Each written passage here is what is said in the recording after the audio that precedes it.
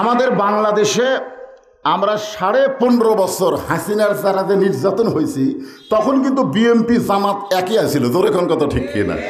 কিন্তু যেই 5ই আগস্ট হয়ে গেল তারপরে ভাই আর কেউ কাউকে দেখতে পারতেছে না। এই মাফতুন আহমদ ভাই আমার সঙ্গে কোলাকুলি করছে, মহব্বত করছে, তখন আমরা একসাথে বাংলাদেশের ফ্যাসিবাদী মুক্তর জন্য আন্দোলন করছি, জোরে কোন কথা ঠিক কিনা? কিন্তু এই 5ই আগস্টের পরে যে কি হলো কেউ কাউকে আর দেখবার পারতেছে না। এইরকম না দেখবার পারলে তো ঐক্য হবে না। ঐক্য যদি ফাটল ধরে আবার হাসিনা বাংলাদেশে ঢুকতে পারে, জোরে কোন কথা ঠিক কিনা? আমরা ভাই ভাই, হ্যাঁ আমরা কি বুকের সঙ্গে বুক লাগাচ্ছি। তো ব্যাপারটা হলো শোনেন, আমি যেটা বলতেছি আসল জিনিসটা কোরআন হাদিস থেকে যখন আওয়াজ শুনবেন আসল জিনিসটা শুনবেন না। এই কোরআনের মধ্যে কোনো ভেজাল আছে? এই কোরআনের মধ্যে কোনো সন্দেহ আছে? আল্লাহ কি বললেন? জালিকাল কিতাবুল লা রাইবা ফিহি হুদাল লিন নাস। তো মুত্তাকিন বলেই তো আল্লাহ এখানে নিরপেক্ষ থাকেনি। আল্লাহ নিরপেক্ষ থাকতে পারেনি যখনই বলেছে হুদাল্লিল মুত্তাকিন। আল্লাহ যদি বলতো হুদাল্লিল নাস তাহলে আল্লাহ নিরপেক্ষ, কিন্তু যখনই হুদাল্লিল মুত্তাকিন বলেছেন তখনই আল্লাহ মুত্তাকিদের পক্ষ নিয়ে বলেছে এই কোরআন পাইকার হেরে সবাইকে হেদায়েত দিবে না, কেবলমাত্র মুত্তাকিদের দিবে। জোরে কোন কথা ঠিক কি না? এখন বলেন তো আল্লাহ কি পক্ষ না নিরপেক্ষ? পক্ষ, হ্যাঁ, মুত্তাকিদের পক্ষে, মুসলমানের পক্ষে, মুমিনদের পক্ষে। যেমন আল্লাহ বললেন অনুনাজ্জিলু মিনাল কুরআনি মা হুয়া শিফাউ ওয়া রাহমাতুল লিল মুমিনিন। এখানে যদি আল্লাহ বলতেন রাহমাতুল লিল আলামিন তা তো বলেননি। আল্লাহ বলেছেন রাহমাতুল লিল মুমিনিন। মুমিনিন মুমিনিন বলে আল্লাহ বুঝাইছে এই কোরআনকে মুমিনদের জন্য যাবতীয় রোগের শেফা এবং রহমত স্বরূপ আল্লাহ নাজিল করেছে। কার জন্য? সবার জন্য না মুমিনের জন্য? তাহলে আল্লাহ পক্ষ নিল না। অনেকে বলে হুজুর আমি কোনো দল করি না, আমি নিরপেক্ষ। কি বাংলাদেশের কোনো বক্তাই নিরপেক্ষ না, যে কোনো একটা দলের পক্ষ। জোরে কোন কথা ঠিক কিনা কথা বলে? নিরপেক্ষ তারাই যারা হিজরা। জোরে কোন যারা কি? হিজরার কোনো পক্ষ নাই, ওই মেয়েও না, ওই মরদ না, ওই উপরেও না, ওই নিচেও না। জোরে কোন কথা ঠিক কিনা? এখানে যত মানুষ আমরা বসে আছি আমরা পক্ষ, যে কোনো একটা দলের পক্ষ। যে কোনো একটা দল আসলে কয়টা? আমাদের বাংলাদেশে বহু দল, কিন্তু আল্লাহর কাছে দল হলো 2টা। আল্লাহর কাছে দল কয়টা? একটা হলো হিজবুল্লাহ আর একটা হিজবুশ শয়তান। একটা হলো আল্লাহর দল আর একটা হলো শয়তানের দল। এখন আসেন আমরা সেই নবীর সুপারিশ পাই যেই নবীর ছাড়া আমাদের কোনো গতি নাই। আব্দুল আলী এখন গান গাইছে কখন? পূর্ব পাকিস্তানে দিনাজপুরের মাঠে, মনে আছেন? ভুলে গেছেন? হ্যাঁ, গানে কি বলছে? মনে বড় আশা ছিল যাব মদিনায়। ওই সময় দিনাজপুরের সমস্ত আলেম বলছে আব্দুল আলিম ভাই আপনি মূর্খ, আপনি মূর্খ। আব্দুল আলিম বলে আমি কি মূর্খামি করলাম? বলে আপনার গানটা এভাবে গাওয়া দরকার, মনে বড় আশা ছিল যাব মক্কা মদিনায়। আপনি মক্কা বাদ দিয়ে খালি মদিনার কথা বলতেছেন। আসলেই তো তাই। মক্কার কাবা ঘরের আঙ্গিনায় 1 রাকাত নামাজ পড়লে 1 লক্ষ রাকাত নামাজের সওয়াব। সুবহানাল্লাহ কোন না কেন? আর মদিনায় রাসূলের রওজা পাকের মসজিদে 1 রাকাত পড়লে কোনো কিতাবে আছে 5000, কোনো কিতাবে আছে 50,000। তাহলে দাম বেশি কার? মদিনার না মক্কার? জোরে আবার কয় মদিনা। কে এত বড় দাম বুঝে তারপরে বুঝতে পারতেছে না দাম বেশি কার? মদিনার না মক্কার? আরো জোরে। তাহলে আব্দুল আলিম কেন গায়? আব্দুল আলিম তখন কিন্তু সমস্ত আলেমদেরকে অবাক করে কোরআন থেকে একটা আয়াত তেলাওয়াত করছিল। আপনারা মনে করতেছেন ওই খেলে গায়ক? আব্দুল আলিম শুধু গায়ক না, তিনি হলেন মরমী গায়ক। মরমী গায়ক বোঝেন? শুধু গান নেই, গানের ভিতরে তিনি ঢুকে গিয়ে মানুষকে গানের মাধ্যমে হেদায়েতের বাণী শোনাইছে। সুবহানাল্লাহ নাই। তো এখন আব্দুল আলিম বলল কোরআনের আয়াতটা আপনারা শোনেন। কুল, হে রাসূল আপনি বলেন, ইন কুনতুম তুহিব্বুনাল্লাহা ফাত্তাবিউনি ইউহিব্বুকুমুল্লাহ ওয়া ইয়াগফির লাকুম যুনুবাকুম ওয়াল্লাহু গফুরুর রহিম। আল্লাহ নবীকে বলতে, হে রাসূল আপনি বলেন, কেউ যদি আমি আল্লাহকে পাবার চাই, ফাত্তাবিউনি, আপনি ছাড়া আল্লাহ পাওয়ার রাস্তা নেই। তাহলে যারা যুবক আছো বাবা, তোমরা তো জীবনে বহু গান গেলে, আজকে একটা গান গাও আমার সাথে। উপায় নাই রে, উপায় নাই রে, উপায় নাই নবী বিনে আল্লাহ পাওয়ার উপায় নাই। কি এই গানটা গাইলে গুনাহ হবে? দেখেন আপনি গানটা গায়ে দেখেন ভিতরে কেমন একটা মজা লাগে। ভাই সবাই গান। উপায় নাই রে, উপায় নাই রে, উপায় নাই নবী বিনে আল্লাহ পাওয়ার উপায় নাই। ভাগ্য গুণে আমরা সেই নবীর উম্মত। জোরে সোরে গান সুবহানাল্লাহ। এখন আসেন যে কোরআন থেকে আপনাদের সামনে সূরা কাউসার, নাম কি? কোরআন শরীফের মধ্যে সূরা কাউসার, এত ছোট সূরা, মুখস্থ নাই এরকম একটা মানুষ মনে হয় এখানে নাই, যা জীবনেও কোরআন শরীফ পড়েনি। তাই 4টে সূরা মুখস্থ করলে তার মধ্যে একটা হলো সূরা কাউসার। কাউসার বলতে যে আপনি বুঝতে পারতেছেন না, ইন্না আতাইনা কাল কাউসার ফাসাল্লি লিরাব্বিকা ওয়ানহার, এটা আপনাদের মুখস্থ আছে না নাই? সবারই মুখস্থ। ইন্না শানিয়া কাহুয়াল আবতার, একেবারে ছোট্ট একটা সূরা আপনাদের সামনে আজকে আলোচনা। কারণ মসজিদকে কেন্দ্র করে যখন মাহফিল, এই কাউসারের মধ্যে মসজিদের কথা আছে, নামাজের কথা আছে। ধরে কোন কার কথা আছে? নামাজের কথা।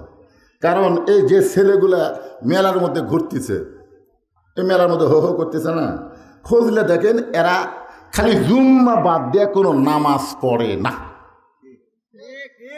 আপনি বিশ্বাস না হয় এখন যাই দেখেন 5 ওয়াক্ত নামাজ পড়ে, এরকম একটা লোক মেলাত নেই, একটাও নেই। কারণ একমাত্র নামাজই পারে মানুষকে যাবতীয় বেহুদা খারাপি কাজ থেকে হেফাজত করতে। আপনারা কিন্তু মেলার মধ্যে ঘোরা, এটা কি ভালো কাজ না খারাপ কাজ? তাহলে খারাপ কাজ কারা করতেছে? যারা জুমার দিনে সবার শেষে আসা আগে যায়, এই শালারাই মেলার মধ্যে ঘুরতেছে। এই শালারা বিশ্বাস যদি না হয় যাই দেখেন, এরকে কামই হলো জুমার দিনে শেষে আসা, সবার আগে বার হয়ে যাওয়া। আল্লাহ বলেছে তোদের নামাজ আমার দরকার নাই, ফাওয়াইলুল লিল মুসাল্লিন, তোরা হলো নামাজের মধ্যে শয়তানিকারী। জোরে কোন কি কারি? শয়তানি। না যারা মেলা ঘুরতেছে আমি তারই কথা বলতেছি, যারা বাড়িতে আছে তাদের কথা এখনো কইনি, তো পরে কম। এখন আসেন যে কোরআন থেকে আপনারা সূরা কাউসারের তাফসীর শুনবেন, এই কোরআনের মধ্যে কোনো সন্দেহ? সবাই বলা লাগবে, সন্দেহ আছে? এই কোরআনের মধ্যে কোনো গোজামিল, এই কোরআনের মধ্যে কোনো ধোঁকা? মাশাআল্লাহ। কিন্তু বর্তমান যে সংবিধান দিয়ে আমাদের বাংলাদেশ চলতেছে, সেই সংবিধানের মধ্যে সন্দেহ, ধোঁকা, গোজামিল। আর সেই সংবিধান কয় পবিত্র সংবিধানের বাহিরে আমরা যাবার পারতেছি না।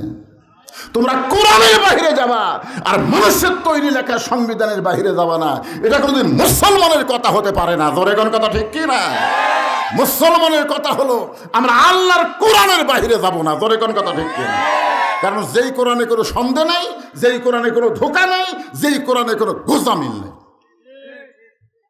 আজকে সেই কোরআন আমাদের কাছে আছে না নাই? আমি সেই কোরআন থেকে ছোট্ট একটা সূরা আপনাদের সামনে তাফসীর করবো ইনশাআল্লাহ।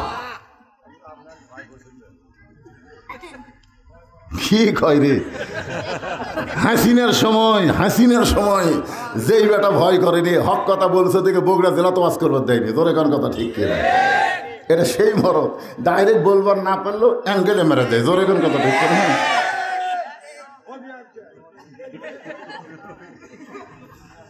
একটু মনোযোগ দিয়ে শোনেন, এই পিছনের ছেলেরা আসবার বসবা, বসলে তোমাদের বিরুদ্ধে কোনো আওয়াজ নেই, আর না বসে যদি মেলা ধরো আজকে বাটাম ফাটান লাগবে, ধরে করার কথা ঠিক করে।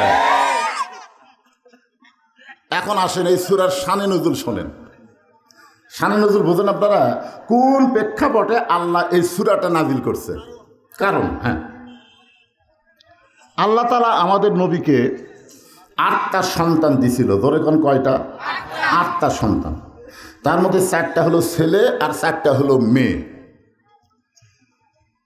আপনারা হয়তো সকলে জানেন কিনা, আমাদের নবী কিন্তু 11টা বিয়ে করছে। আবার কয় 11টা? কাল থেকে ফটো মারবো নাকি রে নবীর ওপর?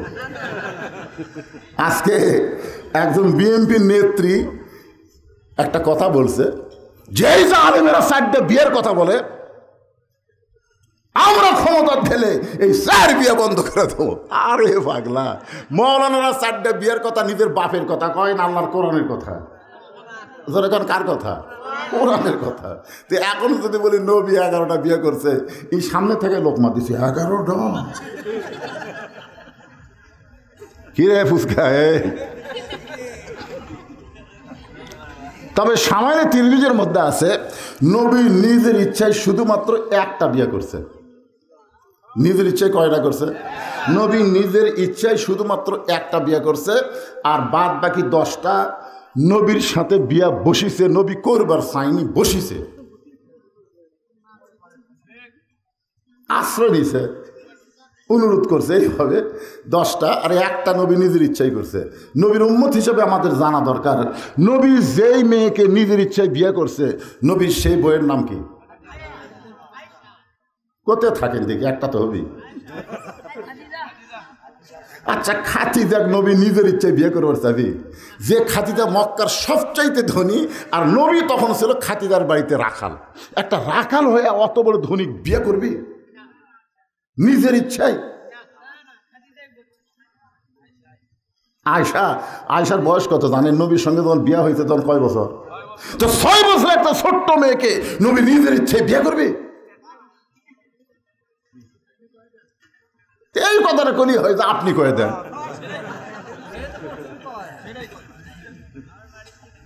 না, জানে কোনো কথা নবীর ব্যাপারে কওয়া যাবে না। তোর এখন কথা ঠিক কিনা? ইচ্ছা মতো মারা দিচ্ছে খাদিজা, আয়সা। তাহলে তো নবীর নামে কে ছবি রে? 18 বছর আগে কোনো মেয়ের বিয়ে হবে না, আর নবী 6 বছরের ছোট্ট মেয়ে বিয়ে করলো। আল্লাহর নবী যেই মেয়েকে নিজের ইচ্ছায় বিয়ে করছে, সেই মেয়েটার নাম হলো উম্মে সালমা। যারা বলেন নাম কি? উম্মে সালমা।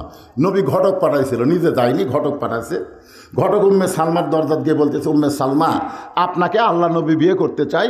উম্মে সালমা বললেন, আমি রাজি না। ঘটক কয়, কি রে? যেই নবীর জুতার পরশে আল্লাহর আরজ ধন্য হয়ে যায়, আর সেই নবী উম্মে সালমারে বিয়ে করবার চাই। উম্মে সালমা কয়, আমি রাজি না। ঘটক খুবই মন খারাপ করে নবীর কাছে গিয়ে বলতেছে, ইয়া রাসূলুল্লাহ, আপনার কি বইয়ের হক পড়ছে? এমন একটা মেয়ের কাছে আমাকে পাঠাছেন, ওই বাড়ির ভিতর থেকে কয় আমি রাজি না।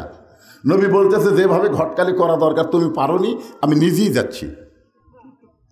আল্লাহ নবী নিজেই উম্মে সালমার দরজাত গিয়ে বলে, উম্মে সালমা, আমি আব্দুল্লাহর বেটা, আল্লাহর নবী তোমাকে বিয়ে করতে চাই। উম্মে সালমা বলতেছে, আপনার কি শরম নাই? কিছু লোকে ঘটক আসছিল, সে ঘটককে আমি তাড়াই দিছি, এরপর আপনি নিজে আইছেন। আল্লাহ রাসূল বললেন, আমি তোমাকে বিয়ে করতে চাই। উম্মে সালমা বললেন, আমাকে বিয়ে করতে গেলে আপনাকে 3টা শর্ত পুরা করা লাগবে। কয়টা? আল্লাহ রাসূল বললেন, উম্মে সালমা, দরকার হলে তোমার 3টা শর্ত পুরা করে হলেও আমি তোমাকে বিবাহ করব ইনশাআল্লাহ। এখন আমার প্রশ্ন হলো, উম্মে সালমার মধ্যে এমন কি আছিল যার কারণে নবী পর্যন্ত শর্ত পুরা করে বিয়ে করবে? এটা আপনাদের জন্য না হলো আমার মা বোনদের জন্য এ ওয়াজ শোনা লাগবে। কারণ এখানে আসার পরে দেখলাম আপনাদের এই পাড়ার মা বোনদের খুব একটা পর্দা নাই। দেখলাম তো, কিন্তু দেখলেও তো বোঝা যায় না ভাইজান? হ্যাঁ না, আছে পর্দা যে নাই তা বলতেছি না, খুব একটা নাই। জোরে কোন, খুব একটা আছে, কিন্তু খুব একটা নেই। আপনাকে এলাকার মেয়েরা পর্দা করবে কখন জানেন? যখন বুড়ি হবে, তখন বোরকা খাওয়াত দিবে, বুড়ি হলে বোরকা খাওয়াত দিবে। কে দাদি বোরকা পড়ছেন কে? মরা লাগবি ভাই, মরা লাগবি ভাই, বোরকা মরার জন্য। আমার এলাকায় কাহালুতে কোনো মেয়ে মানুষ মারা গেলে 5টা কাপড় দেয়। ধরে খন কয় কাপড়? আপনাকে শখ ধুবুত কয়টা দেয়? ওই খাটনি আবার চাদর দিয়ে ঢাকাতে হয়। সমস্ত পুরুষ মানুষ বলে মেয়ে মানুষের লাশ দেখা জায়েজ নাই, লাশ দেখা জায়েজ নাই। লাশ দেখা জায়েজ নাই না জেতা দেখা জায়েজ নাই? জেতা যখন আসে তখন এই ফতোয়া কেউ দেয়নি, যেই মরে গেছে লাশ দেখা জায়েজ নাই, চাদর দিয়ে খাটনি ঢাকাতে হয়। এখন ফেরেশতারা বলতেছে আল্লাহ এই মেয়ে যখন জীবিত আসলো গোটা সব ধবু ঘুরিছে, আজকে মরার পরে 5 কাপড় দিয়ে খাটনি আবার চাদর দিয়ে ঢাকছে কেন? আল্লাহ বলতেছে দেশের নাম বাংলাদেশ রে, ওই দেশের মেয়েরা বাঁচতে পর্দা না করলেও মরার পরে করে রে, মরার পরে। আপনারা বলেন তো মরার পরে পর্দা করে কোনো লাভ হবে? এ কথা বলেন লাভ হবে?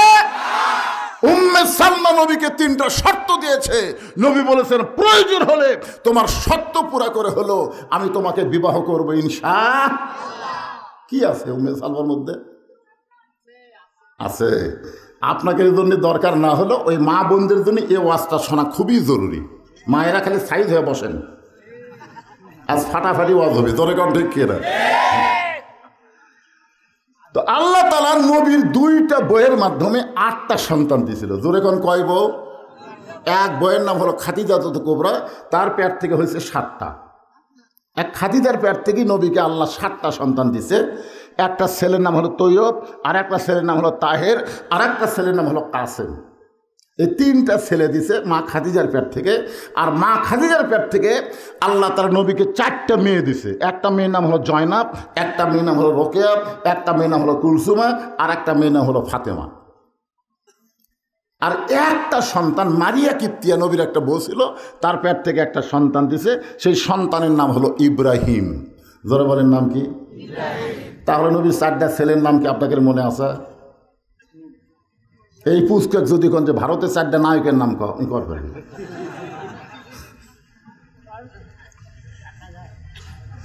নবীর 4টে ছেলের নাম সমস্ত নবীর উম্মতকে মুখস্থ রাখা দরকার।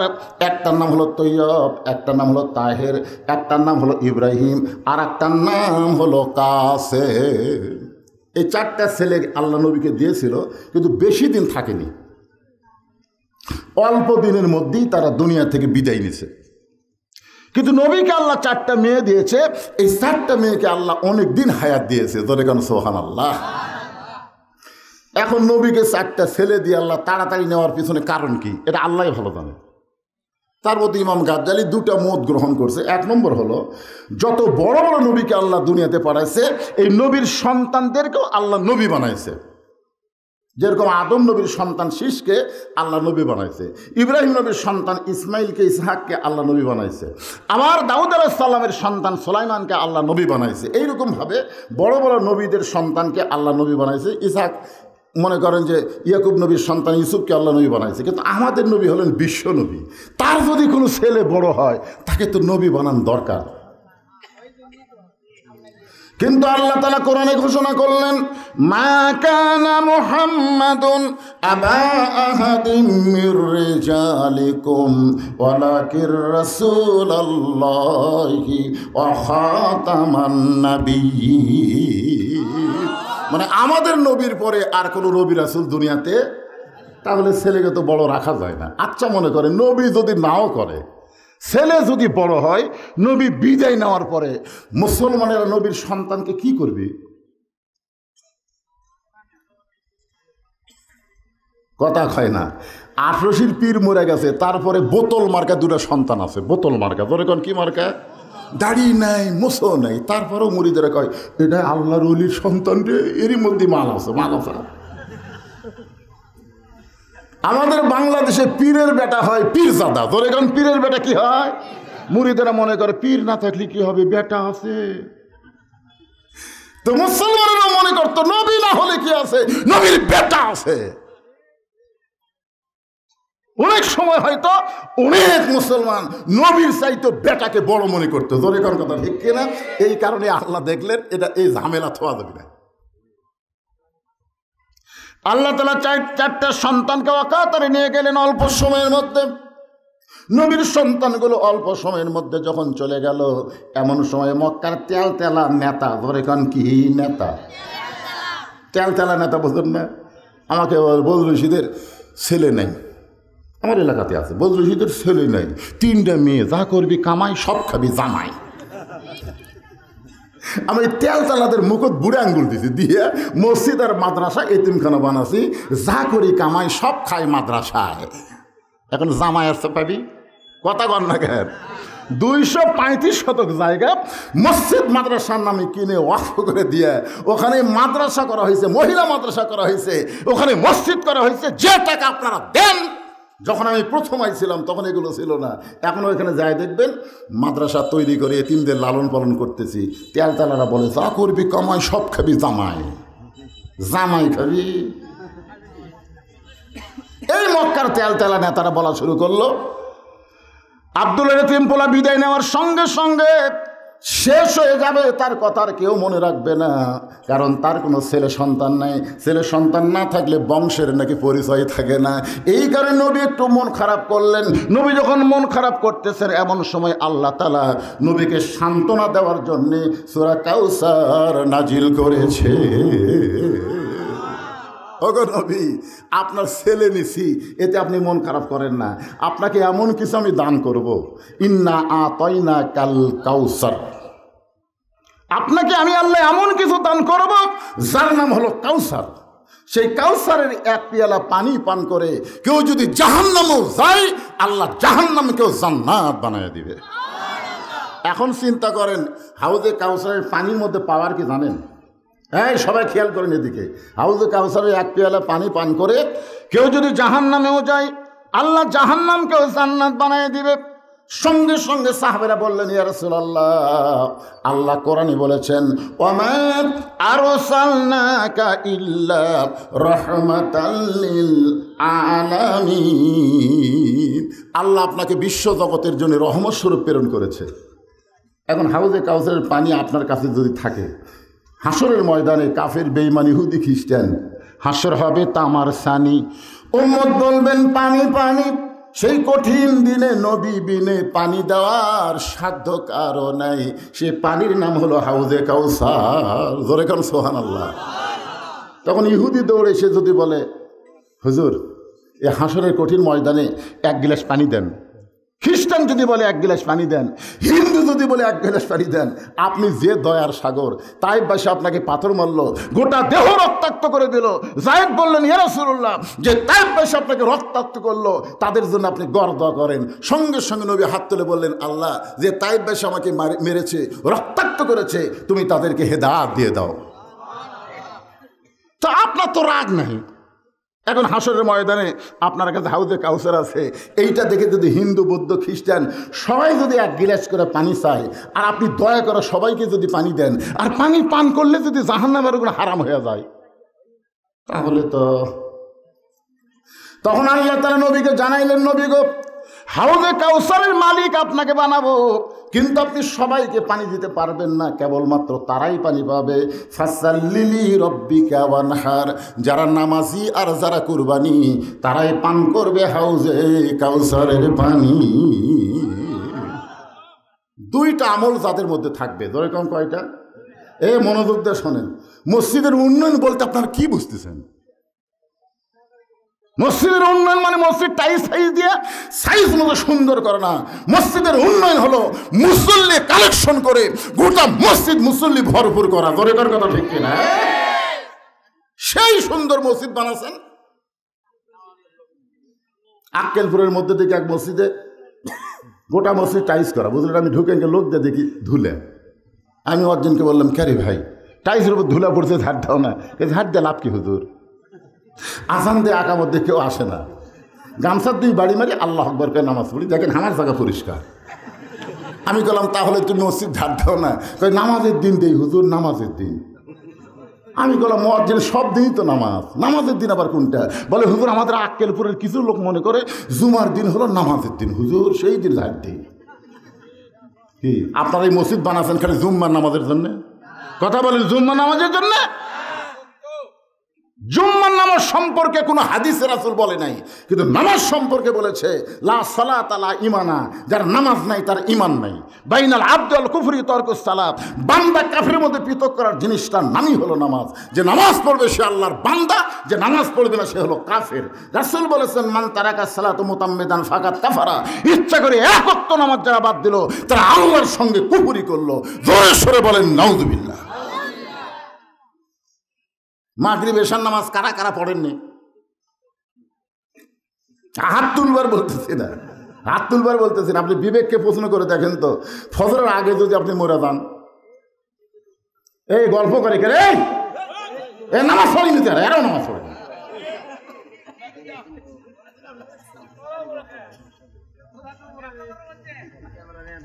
কি? যারা মাগরিব এশার নামাজ পড়েননি, ফজরের আগে যদি আপনার মরে যান, বুকত হাত দেখান তো কত কোটি মানুষ জানাজা পড়লে আপনি জান্নাতে যাবেন। আর যদি মাগরিব এশার নামাজ আদায় করেন, ফজরের আগে যদি আপনি মারা যান, একটা মানুষের যদি আপনার জানাজা না করে, ওই মাগরিব এশার নামাজের ওসিলায় আল্লাহ আপনাকে জান্নাত দিয়ে দিবে। আজকে নামাজ নাই, মসজিদ আছে পাড়ায় পাড়ায় মসজিদ। আসেন সব নামাজেরই ওয়াজ হবে। 1 নম্বর হলো নামাজ, ফাসাল্লি রব্বিকা। 2 নম্বর হলো ওয়ানহার মানে কুরবানি। এই 2টা আমল যারা করবে তারাই পান করবে হাউজে কাউসারের পানি। এখন নামাজ সম্পর্কে আমি আপনাদের বলতেছি। আল্লাহ রাসূল ফজরের নামাজ কাবা ঘরের আঙ্গিনায় আদায় করলেন। কোন নামাজ? ফজরের নামাজ আদায় করে নবী যখন মসজিদ কাবা থেকে বের হয়ে আসতেছেন, সর্বপ্রথম যার সঙ্গে দেখা হলো তার নাম হলো আবু জেহেল। ভালো মানুষের দেখা হতো নাকি? আপনারা যারা হজ করছেন তারা সবাই জানেন কাবার আর রাসূলের বাড়ি, এই 2টার মাঝখানে যার বাড়ি তার নাম হলো আবু জেহেল। আবু জেহেলের বাড়ি থেকে নবীর বাড়ি হলো 150 মিটার, আর আবু জেহেলের বাড়ি থেকে আল্লাহর কাবা হলো 200 মিটার। কয় মিটার? মানে আবু জেহেল এত ভাগ্যবান লোক দেখেন, ডান পাশে কাবা, বাম পাশে মোহাম্মদুর রাসূলুল্লাহ, মাঝখানে আবু জেহেল। আপনারা বলেন তো ওর চাইতে বড় ভাগ্যবান কেউ আছে দুনিয়া? সে আবু জেহেল নবীর সঙ্গে সর্বোত্তম দেখা, নবীর চেহারার দিকে তাকায় বলতেছে, বাবা সন্ধ্যার সময় তোমাকে দেখেছি তুমি সুন্দর, কিন্তু সকালবেলা দেখতেছি তুমি অতীব সুন্দর, এত সুন্দর তুমি কেমনে হলে? আবু জেহেল কি নবীর বিরুদ্ধে চারণ করতেছে? সন্ধ্যার সময় দেখেছি তুমি সুন্দর, কিন্তু সকালবেলা এত সুন্দর তুমি কেমনে হইলা? সঙ্গে সঙ্গে নবী বলতেছে, চাচা সন্ধ্যার সময় আপনি আমাকে সুন্দর দেখেছেন, সকালবেলা এত সুন্দর দেখার পেছনে কারণ হলো আজকে রাত্রেবেলা কাবার 500 থেকে আল্লাহ পাক আমাকে ঘুম থেকে চেতন করে আমাকে বোরাকের পিঠে করে বাইতুল মুকাদ্দাসে নিয়ে গেলেন। বাইতুল মুকাদ্দাসে 2 রাকাত নামাজ পড়ানোর পরে সেখান থেকে 7 আসমান পাড়ি দিয়া আমি আল্লাহর আরশে গেলাম। আল্লাহ পাক আমাকে 5 ওয়াক্ত নামাজ দিল। সে 5 ওয়াক্ত নামাজ নিয়ে দুনিয়াতে আবার ফিরে এসে আমি ফজরের নামাজ পড়ে আপনার সঙ্গে আমার দেখা হলো। আপনার সাথে আমার দেখা হলো। 2-1 জন আপনারা আল্লাহু আকবার কছেন, কিন্তু আবু জেহেল কি কইলা? আজকে রাত্রেবেলায় তুমি বাইতুল মুকাদ্দাসত গেছিলে, সেটি 2 রাকাত নামাজ পড়ে সেখান থেকে আবার 7 আসমান পাড়ি দিয়ে আল্লাহর কাছে গেলে আল্লাহ তোমাকে 5 ওয়াক্ত নামাজ দিল। সে নামাজ দিয়ে আবার ফিরে এসে আমার সাথে দেখা হলো। নবী বলতেছে, চাচা আল্লাহর সঙ্গে আমার মেরাজ হওয়ার কারণে আল্লাহর নূরে নূরান্বিত হয়ে আমার চেহারাকে আল্লাহ হয়তো সুন্দর করে দিয়েছে। যেরকম সুবহানাল্লাহ। আবু জেহেল বারবার নবীর দিকে তাকায় বলে, বাবা এতদিন জানতাম তুমি আধা পাগল, কিন্তু আজকে দেখতেছি তুমি পুরা পাগল। আল্লাহ নবী বলে, চাচা আমার মধ্যে পুরা পাগলামির কি দেখলেন? আবু জেহেল বলতেছে, এই জীবনে 2বার বাইতুল মুকাদ্দাস ভ্রমণ করেছি, যেখানে যাইতে লাগে 30 দিন, আসতে লাগে 30 দিন। যেখানে যাইতে 30 দিন আসতে 30 দিন লাগে, আর তুমি কইলা আজকে রাত্রেবেলায় বাইতুল মুকাদ্দাসে নামাজ পড়েছ, আমার মনে হয় তুমি পুরা পাগল হয়ে গেছো। এই বলে আবু জেহেল যখন নবীর কাছ থেকে যাওয়ার চায়, নবী জোর হাত করে বলে, চাচা আপনি আমাকে 1000 বার পাগল বলেন, আমার কোনো অসুবিধা নেই, কিন্তু আপনি কোথায় যাচ্ছেন? আবু জেহেল বলতেছে, তোমাকে আমি পাগল বানায়া আমার কাছ থেকে তোমাকে বের করতে চাই, কারণ কয়েকদিন হলো আমি খেয়াল করে দেখতেছি আমার বাড়ির দিকে মানুষ থুতু দেয় আর তোমার বাড়ির দিকে সালাম দেয়। আবু জেহেল বলতেছে, কয়েকদিন আমি দেখতেছি কিছু কিছু লোক এসে আমার বাড়ির দিকে থু, আর তোমার বাড়ির দিকে আসসালাম। কিন্তু আমার বাড়ির ধারে তুমি থাকবে আর তোমার সালাম দিবি, আমার থুতু দিবি, আর তোমাকে আমি এখানে রাখবো? আমি কোনো ইস্যু খুঁজে পাচ্ছি না যে কোন ইস্যুতে তোমাকে তাড়াবো। আজকে পাচ্ছি, অনেকদিন আমি চিন্তা করতেছি কিভাবে তো তাড়ান যায়। আমাদের বাংলাদেশের হাসিনা বহু ইস্যু খুঁজেছে বাংলাদেশের আলেমদেরকে তাড়ানোর জন্য, ধরে কোন কথা ঠিক কিনা? এখনো কতকগুলো ইস্যু খুঁজে বলতেছে রাজাকার এই মুহূর্তে বাংলা ছাড়। আমরা বলি বাংলাকে তোর বাপ দাদার।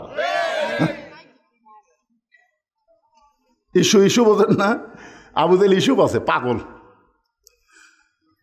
এক দৌড়ে গেছে সকালবেলা আবু বক্করের বাড়ির দরজা। কার দরজা? আবু বক্করের দরজায় গিয়ে বলে, আবু বক্কর তোমার নবী যে পাগল হয়েছে তুমি কি জানো?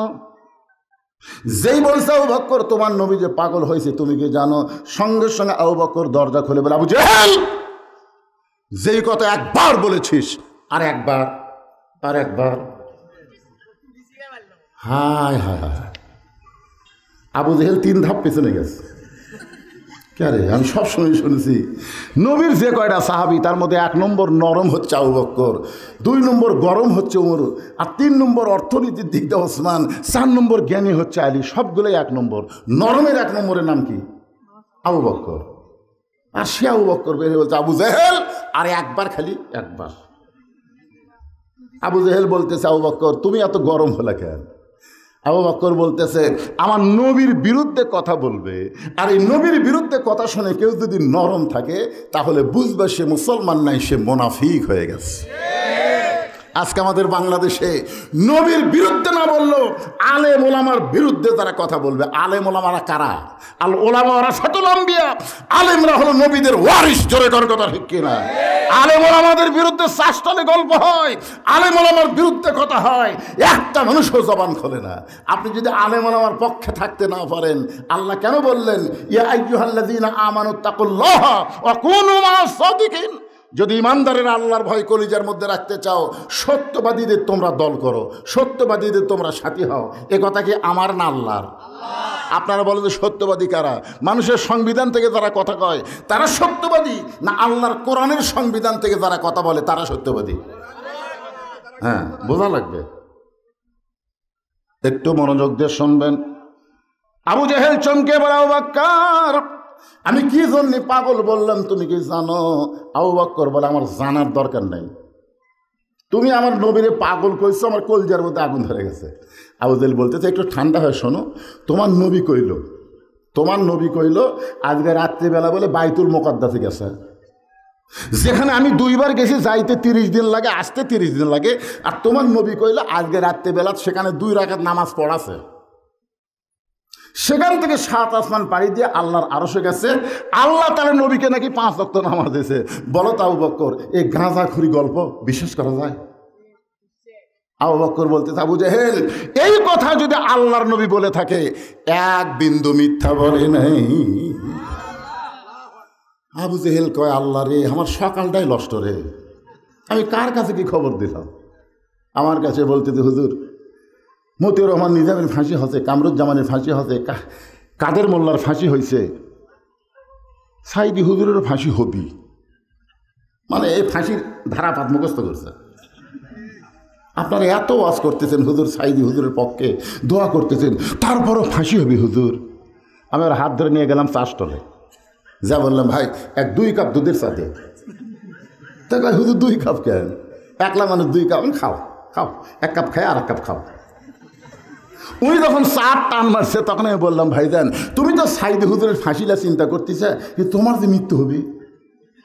যেই কথা তোমার মৃত্যু চুমকে উঠছে, চমকে উঠলে কেন?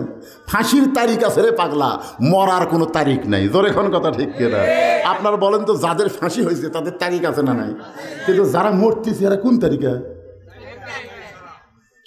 আমি লোকটার হাত ধরে বললাম, পাগল, যাদেরকে ফাঁসি দেওয়া হচ্ছে তারা মরার আগে কলমা পড়তেছে, নামাজ পড়তেছে, কোরআন শরীফ পড়তেছে, কান্দাকাটি করে তওবা তাসির করে ফাঁসির দড়ি যখন গলার দিচ্ছে তখনও তারা কলেমা শাহাদত পড়তে পড়তে তাদের ফাঁসি কার্যকর হচ্ছে। আর তুই যখন মরবি তখন কলমা পড়ার গ্যারান্টি আছে না? হুজুর এখন বল কোনটা ভালো? আপনার কথা মতো তো ফাঁসি ভালো। এবং তাহলে আর এক কাপ খায়া যা। ওই বাইরে যা বলতেছে, কার কাছে কি খবর দিলাম রে, কাম হলো না রে, কাম হলো না। আরে পাগলা, আবু বকরের কাছে আবু জেহেল খবর দিছে। আপনার বলেন তো এই খবরের লাভ আছে? আবু বকর এক দৌড়ে আল্লাহর নবীর কাছে। আল্লাহ নবী কাবা ঘর হেলান দিয়ে ছোট বাচ্চার মতন কাঁদতেছে। আবু বকর পাগড়ি দিয়া নবীর চোখের পানি মুছে দিয়ে বলতেছে, ইয়া রাসূলুল্লাহ, আপনি কেন কাঁদতেছেন? আমি শুনতে পাইলাম আজকে রাত্রেবেলা আপনি বাইতুল মুকাদ্দাসে নামাজ পড়ানোর পরে সেখান থেকে 7 আসমান পাড়ি দিয়া আল্লাহর আরশে গেলেন। আল্লাহ পাক আপনাকে 5 ওয়াক্ত নামাজ দিল। হুজুর, এত বড় খুশির খবরে আপনি কেন কাঁদতেছেন? রাসূল বলে, আবু বকর, এই খবর তোমাকে কে দিল? আবু বকর বলতেছে, আবু জেহেল দিয়েছে। আল্লাহ নবী বলে, আবু বকর, তোমার কি বিশ্বাস হয়? আবু বকর বলতেছে, এক জাররা মিথ্যা নয় হুজুর, এক জাররা মিথ্যা নয়। সঙ্গে সঙ্গে নবী আবু বকরকে বুকের মধ্যে নিয়ে বলে, আবু বকর, আবু জেহেল আমাকে পাগল বলে যাওয়ার পর থেকে আমার মনের মধ্যে বড় কষ্ট হয়, কিন্তু তুমি যখন এক জাররা মিথ্যা নয়, আমি তোমাকে কি পুরস্কার দেব? আবু বকর, আমার তো দেওয়ার মতন কিছু নাই। আল্লাহ বলে, হাবিব, আপনি কিছু দিবা না পারলে কি হবে? আমি আল্লাহ আবু বকরকে সিদ্দিক ডিগ্রি দিয়া দিলাম। চারিদিক থেকে সাহাবারা এসে নবীকে ধরে বলল, হুজুর, আমরা শুনলাম আপনি বলে আজকে রাত্রে মেরাজ করছেন, আল্লাহ বলে আপনাকে 5 ওয়াক্ত নামাজ দিছে। হুজুর, আপনি নাকি বাইতুল মুকাদ্দাসে ইমামতি করছেন। আল্লাহ রাসূল বললেন, তোমাদেরকে বিশ্বাস হয়? সাহাবারা বললেন, এক বিন্দু মিথ্যা নয়। রাসূল বললেন, এজলিস, তাহলে বসো।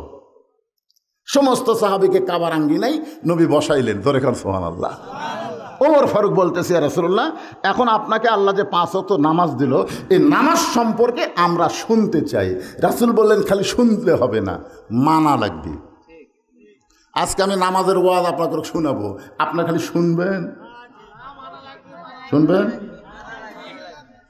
দেখছেন, খালি মুরব্বীরা বলতেছে মানা লাগবে, জুয়ানগুলা কথা কয় না। কেরে ভাই, 5 ওয়াক্ত নামাজের মধ্যে সবচাইতে গুরুত্বপূর্ণ নামাজ হলো ফজরের নামাজ। কোন লোক যদি বাড়িতে ফজর নামাজ পড়ে, তারপরে রাসূল বলছেন সে মুনাফিক। বাড়িতে ফজর নামাজ পড়লে সে মুনাফিক, বাড়ি পড়লে মুনাফিক। জামাতের সঙ্গে আদায় করা লাগবে, সেই নামাজের নাম হলো ফজরের নামাজ। জোরে কোন নামাজ? কথা বলেন, কোন নামাজ? এই যারা ফেসবুক চালাও 2টা পর্যন্ত, তোরা বুকো ধার দেখাও তো, ইমাম সাহেব যে ফজরের আজানের মধ্যে একই শব্দ 2 বার বেশি কয়, অন্য আজানত এই শব্দ নাই। সেই শব্দের নাম কি? চেতন পাও না? আপনি বলতেছেন না, তো আপনাকে বলতেছেন এই জোয়ানগুলা। আগে আসলো 3.5 হাত, যে আজান শুনতেছি হচ্ছে 2.5 হাত। 2.5 হাত মানে বোঝেন? আস্তে করে ল্যাপ মাথার উপর, কম্বল মাথার উপর দিছে, পাও বার হচ্ছে শীতের দিন, পাওটা নিয়ে বুকের কাছে থুছে। আপনি জানলা দিয়ে তাকে দেখবেন ঘরের মধ্যে মনে চাউলের বস্তা ঢাকা থুছে। কেরে আগাও নাই, মাথা নাই, কেরে ল্যাপের মধ্যে কেরে। আপনি আস্তে করে ল্যাপ টানতে দেখেন, ল্যাপের ভিতর আর সাইজ আর সকালবেলা সাইড ঠিবে কুত্তের সাইজ একই সাইজ। ধরে কোন কথা ঠিক কিনা? খালি শুনলে হবে না ভাইজান। ওমর ফারুক বললেন, ইয়া রাসূলুল্লাহ, আল্লাহ যে 5 ওয়াক্ত নামাজ আপনাকে দিলেন, এই নামাজ সম্পর্কে আমরা শুনতে চাই। রাসূল বললেন, সামিনা ওয়া তাআনা, শুধু শুনলে হবে না, এইটাকে গ্রহণ করা লাগবে। সমস্ত সাহাবীরা বললেন, ইয়া রাসূলুল্লাহ, নামাজ পড়লে আমাদের পুরস্কার কি? আল্লাহ নবী বললেন, আমার হাদিস যে তোমাদের বলতেছি, আসসালাতু মিরাজুল মুমিনিন, নামাজ হচ্ছে মুমিনদের জন্য মেরাজ। আমি রাসূল একবার মেরাজ করেছি আল্লাহর কাছে, আর দৈনিক তোমরা 5 বার মিলিত হবে আল্লাহর সাথে। আমি রাসূল একবার মেরাজ করেছি কার সাথে? আর দৈনিক তোমরা 5 বার মেরাজ করবে আল্লাহর সঙ্গে। রাসূল বললেন আসসালাতু মিফতাহুল জান্নাহ, নামাজ হচ্ছে বেহেশতের চাবি। জোরে কোন সুবহানাল্লাহ। এখন যারা জুম্মা মারতেছেন আপনারা হয়তো বলতেছেন হুজুর হামাকের খবর কি? সবার শেষে এসে আগে যায়, হামাকের কোনো খবর নেই। অবশ্যই খবর আছে। লা তাকনাতু মির রাহমাতিল্লাহ ইন্নাল্লাহা ইয়াগফিরু যুনুবা জামিয়া ইন্নাহু হুয়াল গাফুরুর রহিম। সুবহানাল্লাহ বলেন। রহমান রহিম আল্লাহ তাআলা হাসরের ময়দানে বলবেন, যারা 5 ওয়াক্ত পড়ো নাই, জুমার দিনে শেষে আসা আগে গেছো, ওই সমস্ত জুম্মা পার্টিকে আমি আল্লাহ জান্নাত দিয়ে দিলাম। তখন জুম্মা পার্টিরা খুশি হয়ে বলবে, কে রে 5 ওয়াক্ত, তোরকে খবরই নেই, দেখ আল্লাহ আমাকে আগে জান্নাত দিল। ওরা জান্নাতের খবর শুনে মারবে দৌড়, এক দৌড়ে জান্নাতের কাছে গিয়ে দেখবে জান্নাতের দরজার বিশাল একটা তালা। তো বলতেছে আল্লাহ আপনি জান্নাত দিলেন কিন্তু তালা আছে। আল্লাহ বলে খুঁজে দেখ তোর কাছে চাবি আছে। ওরা তখন পকেট হাতায় একটা চাবি পাবি, জাকিরে চাবি আছে। চাবি তালার মধ্যে ঢুকবি কিন্তু ঘুরবি না, ঢুকছে ঠিকই ঘোরে না। তো বল আল্লাহ একটা চাবি পেলাম, তালার মধ্যে ঢুকে কিন্তু ঘোরে না কেন? আল্লাহ বলতেছে পাগল, ওই তালার মধ্যে 5টা দাগ আছে, তোকে চাবির মধ্যে 5টা দাগ থাকা লাগবে, দাগে দাগে মিল হবে, কুট্টুস করে খুলে দেবে। এখন দেখ তো তোদের চাবির হালত কি। তখন আল্লাহ চাবি আছে, তেল তালা, কোনো দাগ নেই। আল্লাহ বলতেছে তাহলে জান্নাত দেখে ফেরত আয়। যারা 5 ওয়াক্ত নামাজ পড়ে না, খালি জুম্মা মারতেছে, এরা জান্নাত দেখতে পারবি কিন্তু ভিতরে ঢুকতে পারবি না। ভিতরে ঢুকবার গেলে 5 ওয়াক্ত নামাজ লাগবে। জোরে বলেন কয় ওয়াক্ত?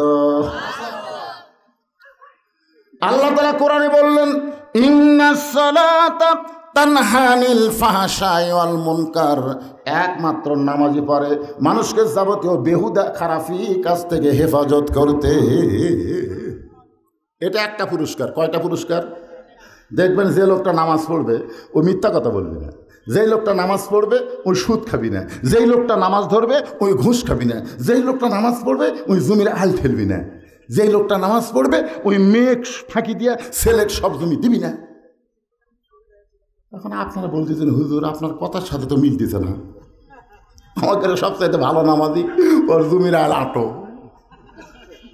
আমাকে হাজি সাহেব হায় 3 বার হজ করে বেটাক সব জমি দিয়েছে, হুজুর মেয়ে দেয়নি। তাহলে আপনি এটা কি বলতেছেন? এরা কি করতেছে বলবো? আল্লাহ কয় নামাজের জোরে ফায়েশা যাবে দূরে, পাক কোরআনের আছে ঘোষণা। এখন আকাম কুকাম নামাজ রোজা একসাথে বান্ধিয়া বোঝা, জাহান্নামে দিয়া সরওয়ানা। আজও কেন আল্লাহর নামাজ ধরতে পারলা না? তার মানে বোঝা গেল নামাজ পড়লে হবে না, নামাজ ধরা লাগবে। এই মনোযোগ দিয়ে খেয়াল করেন বাবা, নামাজ পড়লে হবে না, নামাজ ধরা লাগবে। জোরে কোন কি করা লাগবে? হাদিস আছে বিস্তারিত, হুজুরি কলব ব্যতীত করছেন কালেও নামাজ তোর হবে না। তবে কেন গাও জোয়ারি মানুষকে দেখাও নামাজ পড়ি, ও তোমার সিদ্ধ বীজে সুফসল ফলে না। আজও কেন আল্লাহর নামাজ ধরতে পারলা না? সবাই জোহরের নামাজ পড়ে বাড়িতে গেছে বড় মসজিদে। এক মুসল্লি কয় সবাই চলে গেল, আমি মসজিদে নামাজ পড়ি। তুই এখন মসজিদের মধ্যে ঢুকে জোহরের 4 রাকাত সুন্নতের নিয়ত করছে, জুতা সব চিন্তা করে এই তো মসজিদের মধ্যে গেলে আর জুতা সোর আস্তে আস্তে এসে দেখে যেখানে নামাজ পড়তেছে পাশে কাঠের বাক্সের মধ্যে জুতা থসে, চকচকা চামড়ার জুতা। সোর মনে করতেছে 4 রাকাত নামাজ অনেকক্ষণ লাগবে, এই সুযোগ আমি জুতা নিয়ে যাই। সোর এই মনে করে বিসমিল্লাহ কয়ে, সোরও কিন্তু বিসমিল্লাহ কয়। আগে বাংলাদেশে বহু সোর আছে ভাষণ দেওয়ার আগে বিসমিল্লাহির রহমানির রহিম ধরে কষ্ট হওয়া লাগবে, কে হলি হলো। তো সোর এখন বিসমিল্লাহ কয়া জুতে কেবল হাতত লিছে ভাই, নামাজ বাদ দিয়ে খফ করে সোর হাত ধরছে। সোর বলতেছে ভাই আপনি তো নামাজ পড়তেছেন। কারা পাগল তুই জানিস না, আমি নিয়ত করার সময় বলেছি ইলা জিহাতেল কাবা ওয়া জুতে। আমার মুখ আছে কাবার দিকে, চোখ আছে জুতার দিকে, তুই যতই চেষ্টা কর আমার জুতা চুরি করবার পারবি না। তখন 2 কান্দের ফেরেশতা বলতেছে আল্লাহ লেখমো কি লেখমো? একটা হলো জুতা চোর, একটা হলো নামাজ চোর। এই দুটোর মধ্যে বড় চোরকে আল্লাহ বলতেছে নামাজ চোর হলো সবচাইতে বড় চোর। যেরকম নামাজ চোর কি সবচাইতে বড় চোর। জিহাদের ময়দানে হযরত আলীর পিছন দিকে তীর ঢুকছে। যেরকম কোন দিকে? সাহাবের এসে নবীকে বলতেছে, ইয়া রাসূলুল্লাহ, বহু চেষ্টা করলাম, হযরত আলীর পিঠ থেকে তীর বের করা যাচ্ছে না, তীরের শলাকায় হাত দিলেই হযরত আলী চিৎকার দিয়ে কান্না করে। এখন বলেন তো হুজুর, আমরা কি করব? আল্লাহ রাসূল কিছুক্ষণ চুপ করে থাকলেন, ছোট বাচ্চার মতো নবী কান্না শুরু করলেন। সাহাবী বললেন, হুজুর আপনি এভাবে কান্দার কারণ? রাসূল বললেন, আমার আলী থাকে জিহাদের ময়দানে সবার সামনে, আমার আলীর পিছনে যারা থাকে তারা হলো আমার সাহাবী মুসলমান। তাহলে আলীর সামনের দিক থেকে তীর ঢুকতে পারে, কিন্তু পিছন দিকে তীর কেমনে ঢুকলো? কি চিন্তা করার দরকার আছে না নাই? কারণ হযরত আলী হচ্ছে জিহাদের ময়দানের সেনাপতি। জোরে কোন কি? এটা কি গুলি দিয়ে যুদ্ধ, যে চোর চুরি ফুস করে মারবি, চুরি করে মারার সুযোগ নাই, সামনে ডাইরেক্ট। জোরে কোন কথা ঠিক কিনা? ডাইরেক্ট ঢাল তলোয়ারের যুদ্ধ হলো। এখনো পৃথিবীতে মুসলমানের সাথে কোনো জাতেরা পারবে না। জোরে কোন কথা ঠিক কিনা? আর ইমাম মেহেদী আলাইহিস সালাম যখন আসবে, তখন ওই পারমাণবিক অস্ত্র থাকবে না, সব অস্ত্রকে আল্লাহ বলবে ফোটা বন্ধ। তখন আবার ফিরে আসবে ঘোড়া, আবার আসবে ঢাল, আবার হবে তরবারি। আপনার বলেন তো কোনো হিন্দু, বৌদ্ধ, খ্রিস্টান মুসলমানের তরবারির সামনে দাঁড়াবার পারবে? কারণ মুসলমান জানি মরলে শহীদ, বাঁচলে গেছি ফাটারে। জোরে এখন কথা ঠিক কিনা? আর হিন্দুরা কই কে বললে কি হবে, ওরকে মরার পরে কি হবে ওরা জানি না। গাজীপুর পৌরসভার মধ্যে আমার গাড়ি রেখে যমুনার ওই পারে মাঝনা বাড়ি আমার মাহফিল। আমাকে বলতে হুজুর যমুনা পাড়ি দেওয়া লাগবে। আমি বললাম, ভাই কী দিয়া? কই নৌকা দিয়ে। আমি বললাম, ছোটো নৌকাত কিন্তু যাবো না, যমুনা পাড়ি আমি জীবনে দেয়নি নৌকাত, বড় নৌকা নিয়ে আসো। ওরা বিশাল একটা নৌকা নিয়ে আসলো। আমি দেখলাম নৌকায় 100 যাত্রী। আমি নৌকার মধ্যে মাঝখানে বিছনা করে দিলাম, বসলাম। কিছুক্ষণ পরে নৌকা যখন নদীর মাঝখানে, হঠাৎ আসমানে কালো মেঘ করে বাতাস শুরু। বাতাস যখন শুরু হলো, তখন 2 হিন্দু ছিল 100 জনের মধ্যে। ওই 2 হিন্দু আমার কাছে এসে বলতে, হুজুর কিছু একটা করেন। তা আমি হিন্দুরে বললাম, কি করো ভাই? বলে, আজান দেন হুজুর, আজান দেন। আমি গেলাম, কে রে তোরা ভগবানের জাত, তোরা আজানের কি বুঝিস? কারণ হুজুর আমাকে বাড়ি মুসলমান পাড়াত হুজুর। যখন এইরকম ম্যাক করে বাতাস হয়, তখন একবার আজান দিলে কমে, 2বার আজান দিলে ভালো হয়। আমি বললাম, তোকে ভগবানের খবর কি? হুজুর যে কি কয়, আমাকে ভগবান কি সব জায়গায় থাকে? তাই আমাকে ভগবান জায়গা মতো থাকে, ঠিক মতো কাজ করবার না পারলে আমরা শেষের দিন পানি ভেঙে ফেলি। জোরে কর কথা ঠিক।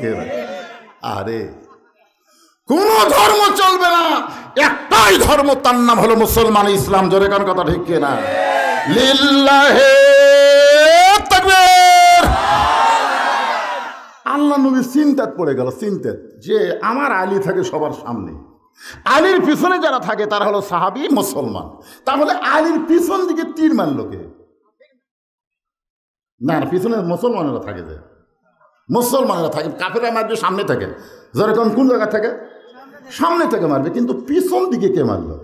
নবী যখন এই চিন্তা করতেছে, মা ইয়ানতিকু আনিল হাওয়া ইন হুয়া ইল্লা ওয়াহয়ুহা। আমার নবী চিন্তা করতে পারে, কিন্তু নিজের থেকে কোনো কথা বলতে। এমন সময় আল্লাহ বললেন, অমিনান নাসি মাইয়াকুলু আমান্না বিল্লাহি ওয়া বিল ইয়াউমিল আখিরি ওয়া মা হুম বিমুমিনিন। চিনেন ভাইরে, আয়াতটা চিনেন? আল্লাহ বলেন, হাবিব, হযরত আলীকে কোনো মুসলমান তীর মারেনি। আলীর পিছন দিক থেকে কোনো সাহাবী তীর মারেনি। যেই বেটা মারছে ও হলো মুসলমান সাজা মুনাফিক। মুসলমান সাজা মুনাফিক। দেখবেন ভোটের আগে সেই মুসলমান এক নেতা আসরের নামাজ পড়বি 2 বার, চামচা বলবে আজকে 2 বার হলো, ভোটের আগে হোক, অসুবিধা নেই। গাড়িকে বলতেছে নেতা, গাড়ি বলতেছে, ড্রাইভার ব্রেক কর। ড্রাইভার বলতেছে, স্যার কি জন্য ব্রেক? কয় যে মানুষ আসতে চায়, ব্রেক কর। না স্যার, ওটা মানুষ না তো, ওটা ফকির। নেতা কয়, পাগলা, ভোটের আগে, ভোটের আগে ফকিরও যা হামও দেয়। গাড়ির থেকে নামে সালাম দেয়, আসসালামু আলাইকুম চাচা, চাচা আসসালামু আলাইকুম। ফকির খালি চারিদিকে তাকায়। নেতা বলে, চাচা কি দেখেন? বলে, কাক সালাম দিলে? আপনাকে দিলাম চাচা, বিক্রি করে খাই। ভোটের আগে ফকিরও যা হামও দেয়। ওরে শালা, ধর্মের নামে ব্যবসায়ী। ধরে কার কথা ঠিক না? আর আইতাল্লাযী ইউকাযযিবু বিদ্দীন, সূরা মামুন পড়ে দেখেন, ধর্মের নামে ব্যবসা কোনো আলেম করে না, কোনো আলেম করে না, এই জালেমরাই মাঝে মধ্যে করে। জোরে কোন কথা বলেন না কেন? এই জালেমেরাই মাঝে মধ্যে করে। গরিবের বন্ধু সমাজসেবক জনদরদি এমন একটা ভাষা তুলবে, জনগণ মনে করবে আমাকে সবচেয়ে আপনজন। হায় হায়, একটু মনোযোগ দিয়ে শোনেন। মুসলমান সাজা, এরাই মুসলমানের সবচাইতে বড় ক্ষতি করে। আল্লাহ নবীকে বললেন কোরআনের আয়াত দাও গো নবী। কয়েকদিন হলে একটা কাফের মুসলমান সাজা, কারণ আলীর সামনের দিকে যাওয়ার কোনো হিম্মত নাই। সামনের দিকে যেই যায় আলী তাকে জাহান্নামে পাঠায়। ধরে কোন কোথায় পাঠায়? বহু বীর, কাফেরের বহু বীর আলীর কাছে কিন্তু গেছিল, কিন্তু তরবারি তো আলী মারা দূরের কথা, ঢাল পর্যন্ত আসা পারেন। ঢালও যে তরবারি মারবি তার আগে আলী ফেচাং করে বেড়াতে, কোন দিক থেকে মারে ওই দুইটুক যায়। তো কাফেরদের কোনো সেনাপতি, কোনো বীর আলীর সামনে যখন যাওয়ার পারে না, সমস্ত কাফেররা মিলে মিটিং করলো গভীর রাত্রে যে আলী যদি শেষ না করা যায়, ইসলামকে শেষ করা যাবে না। আল আলী আসাদুল্লাহির গালিব, আলী হচ্ছে আল্লাহর সিংহ। ধরে কোন সুবহানাল্লাহ। তখন কাফের যুবকরা বলতেছে লাভ নাই তো, কারণ যাই সামনে যায় সাথে সাথে। তখন বলে সামনের দিক থেকে হবে না, পিছন দিক থেকে মারা লাগবে।